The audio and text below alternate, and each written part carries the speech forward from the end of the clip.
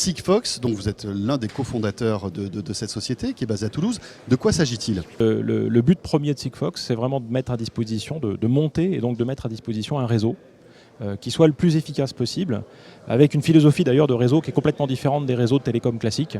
Peut-être éventuellement je rentrerai dans ce détail. Et le but donc c'est d'avoir un réseau pour des objets et non plus pour des téléphones. Des réseaux on en a. Oui, on a la 3G, on a la 2G, on a la 4G, on a le Wi-Fi, on a le Bluetooth. Vous, hop là, tout ça, ça n'existe pas. Vous créez un autre réseau. Pourquoi créer un autre réseau et pas utiliser ceux qui sont déjà existants? Effectivement, il y a toujours ce bon vieux proverbe de dire qui peut le plus peut le moins. Donc effectivement, un réseau télécom classique, typiquement un réseau de téléphonie, on peut penser qu'il est capable de gérer quelques octets par-ci par-là. Oui, c'est vrai. C'est vrai si on accepte des sacrifices sur le coût, des sacrifices sur la consommation. Et pour essayer de faire simple, je vais essayer de vous décrire ce que fait votre téléphone quand vous l'allumez ou quand vous voulez placer un appel. Quand vous l'allumez, il fait tout un tas de transactions avec le réseau parce qu'il faut qu'il se synchronise. En fait, les réseaux s'identifient, voilà, etc. Il faut qu'il négocie des choses. Il est aux ordres du réseau d'abord.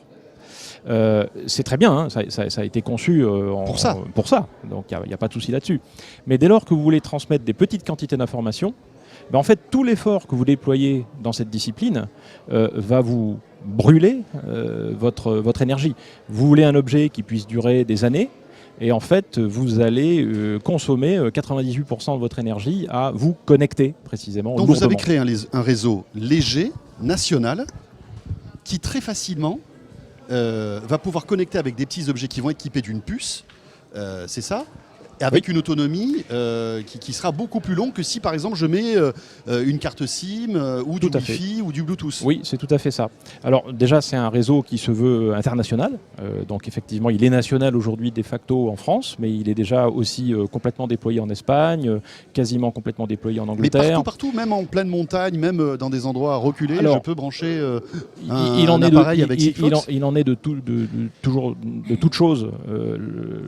On a toujours des limites, hein. Donc d'accord. Donc évidemment, je peux trouver une limite. C'est-à-dire que si vous mettez un modem 30 mètres sous terre en plein milieu d'une vallée dans la montagne, peut-être ça ne marchera pas. Ouais, bon, là, il faut vraiment que je le veuille, quoi. Voilà, il faut vraiment le vouloir. Par contre, effectivement, c'est un réseau qui a vocation non seulement de faire une couverture de population, mais également une couverture de territoire.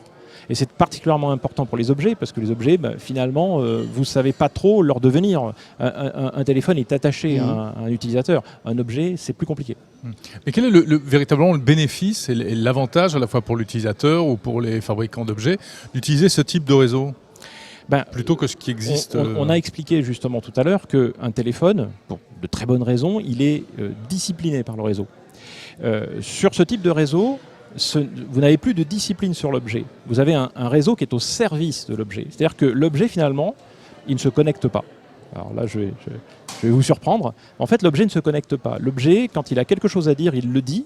Charge au réseau d'être suffisamment fin, d'avoir une maille suffisamment fine pour récolter cette information, quoi qu'il arrive. Parce qu'en fait, il va communiquer très peu. Voilà. Enfin, très peu souvent et très peu. C'est-à-dire qu'à chaque fois, ça va être quelques octets qui vont partir. Tout à fait. Qui vont dire oui, non, ouvert, fermé, enfin des choses comme ça. C'est ça ? Absolument. Et donc, si on veut économiser cette batterie, il ne faut utiliser l'énergie que pour ces actions-là. Soit des actions où je veux remonter une information et immédiatement après cette remontée d'information, par exemple, je vais rester un petit peu en écoute pour voir si le réseau n'a pas quand même quelque chose à me dire et puis je m'éteins. Et comment vous vous situez avec d'autres solutions telles que Z-Wave ou des choses comme ça? Quelle différence Z-Wave? Il y a Bouygues Télécom aussi qui va lancer un réseau concurrent, j'ai l'impression. Oui, il y a beaucoup de concurrence d'ailleurs, on a l'impression. Il va y avoir plein de réseaux pour tous les objets connectés. Mais ça prouve le côté stratégique en fait de cette technologie. Tout à fait, oui, absolument. Alors déjà aujourd'hui, il est admis effectivement un petit peu partout dans le monde que les réseaux cellulaires classiques ne vont pas suffire. Ça ne veut pas dire d'ailleurs que les réseaux cellulaires ne vont pas faire du M2M ou de l'Internet des objets. Mais ils vont le faire pour les objets riches. Ce sera ce que fera par exemple le LTEM, qui va s'adresser aux objets relativement riches en communication. Mais effectivement, donc, il y a une certaine concurrence. Alors nous, on a l'habitude de dire qu'on n'a toujours pas véritablement de concurrent, parce que le réseau de Bouygues serait peut-être plus proche d'un réseau type LTE. D'accord. Donc avec une capacité à servir des objets qui peuvent avoir une propension à des communications relativement riches. Est-ce que vous pouvez nous donner un exemple d'un objet qui pourrait être connecté avec votre système qu'on pourrait avoir à la maison? Parce que c'est que pour du B2B ou est-ce que ça sera aussi pour du B2C? Non, c'est B2B, B2C, non, il y a tous les modèles possibles, effectivement. Et un exemple? Alors un exemple, par exemple un cadenas connecté. Alors connecté, virtuellement connecté, vous l'avez compris, mais connecté, c'est-à-dire que ce cadenas, il va communiquer s'il est ouvert, fermé. Tout simplement. Tout et simplement. moi, je recevrai à ce moment-là sur mon mobile une notification lorsque le cadenas de la cabane au fond du jardin, oui, c'est joli. pas, c'est tout à fait ça. Pour rendre hommage à Francis Cabrel, s'ouvrira, je recevrai un SMS. Voilà. Même si c'est en pleine campagne. Même si c'est en pleine campagne, absolument. Et le cadenas aura une autonomie de combien? On peut imaginer des cadenas qui aient des autonomies de 5 ans, 10 ans, typiquement.